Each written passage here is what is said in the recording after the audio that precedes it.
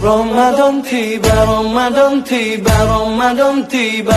Marhaban ya Ramadan, marhaban ya Ramadan. Assalamualaikum warahmatullahi wabarakatuh. Saya Ina Nur Kamila Rahmawati dari kelas 8 Tarenta akan menceritakan kisah tentang Umar bin Khattab. Umar bin Khattab dikenal sebagai salah seorang sahabat utama Nabi Muhammad SAW. Ia juga sebagai khalifah kedua setelah wafatnya Abu Bakar As-Siddiq. Umar bin Khattab lahir di kota Mekah, Arab Saudi pada tahun 579 Masehi dari Bani Adi, salah satu rumpun suku Quraisy. Nama lengkap ia Umar bin Khattab bin Nufail bin Abdul Uzza. Ayahnya yang bernama Khattab bin Nufail dan ibunya yang bernama Hantamah binti Hashim. Ia memiliki saudara yang bernama Zaid bin Khattab dan Fatimah binti Al-Khattab. Istri Umar ialah Ummi Kulsum binti Ali dan Atikah binti Zaid. Ia memiliki anak berjumlah 12, yakni Abdullah, Hafsah, Asim, Zaid, Ubaidullah, Az-Zubair bin Bakar, Fatimah, Zainab, Abdurrahman, Iyad, Ruqayyah, dan Abdul Rahman. Keluarga Umar tergolong kelas menengah. Ia bisa membaca dan menulis yang pada masa itu merupakan sesuatu yang sangat jarang. Umar tumbuh menjadi pemuda yang ditakuti dan disegani pada masa itu. Wataknya yang keras membuatnya mendapatkan julukan singa padang pasir. Ia juga amat keras dalam membela agama tradisional bangsa Arab yang menyembah berhala dan menjaga adat istiadat mereka. Bahkan, Umar menguburkan putrinya dalam keadaan hidup-hidup demi menjaga kehormatannya. Dikatakan bahwa pada suatu saat, Umar berketetapan untuk membunuh Muhammad SAW. Saat mencarinya, ia berpapasan dengan seorang muslim yang bernama Nu'aim bin Abdullah. Ia membawa berita bahwa saudara perempuannya juga telah memeluk Islam. Umar terkejut atas hal tersebut. Lalu ia pergi dan pulang ke rumahnya. Sesampainya di rumah, Umar melihat saudaranya yang sedang membacakan ayat-ayat Al-Quran. Ia membacakan ayat Al-Quran surat Toha ayat 1-8 yang berbunyi, A'udzu billahi minasyaitonir rajim. Bismillahirrahmanirrahim.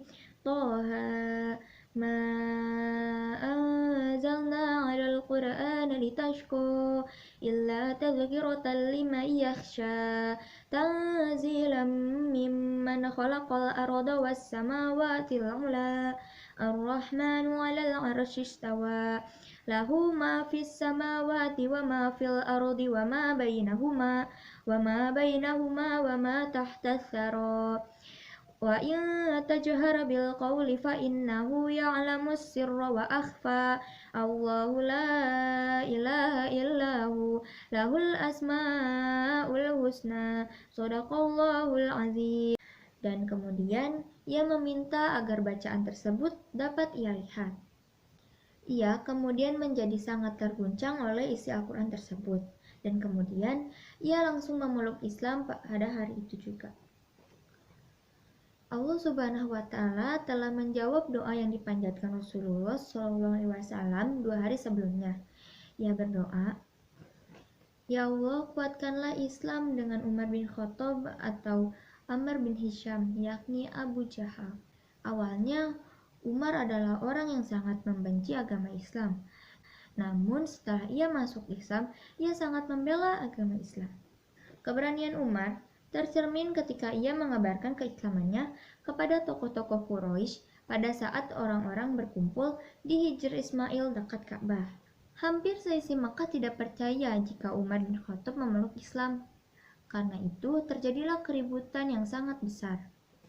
Sebagai seorang petinggi militer dan ahli siasat, ia juga sering mengikuti berbagai peperangan yang dihadapi umat Islam bersama Rasulullah SAW. Ia ikut terlibat dalam perang Badar, Uhud, Khaybar, serta penyerangan di Syria.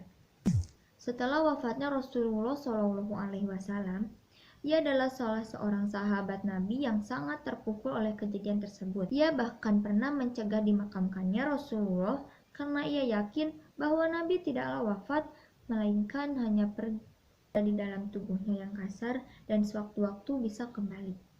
Namun, setelah dinasehati oleh Abu Bakar, Umar pun tersadar dan ikut memakamkan Rasulullah. Pada masa Abu Bakar menjabat sebagai khalifah, Umar merupakan salah satu penasehat kepalanya. Setelah meninggalnya Abu Bakar pada tahun 634, atas wasiat Abu Bakar, Umar ditunjuk untuk menggantikannya sebagai khalifah dan disetujui oleh para perwakilan muslim saat itu. Selama masa jabatannya, Umar adalah khalifah yang paling ditakuti dan disegani oleh negara-negara lain. Kekuatan Islam pada masa itu maju dengan sangat pesat, mengambil alih Mesopotamia. Umar dikenal dengan gayanya yang sangat sederhana. Ia tetap hidup sebagaimana saat para pemeluk Islam yang masih miskin dan dianiaya. Umar mengeluarkan keputusan bahwa penanggalan Islam sebaiknya dimulai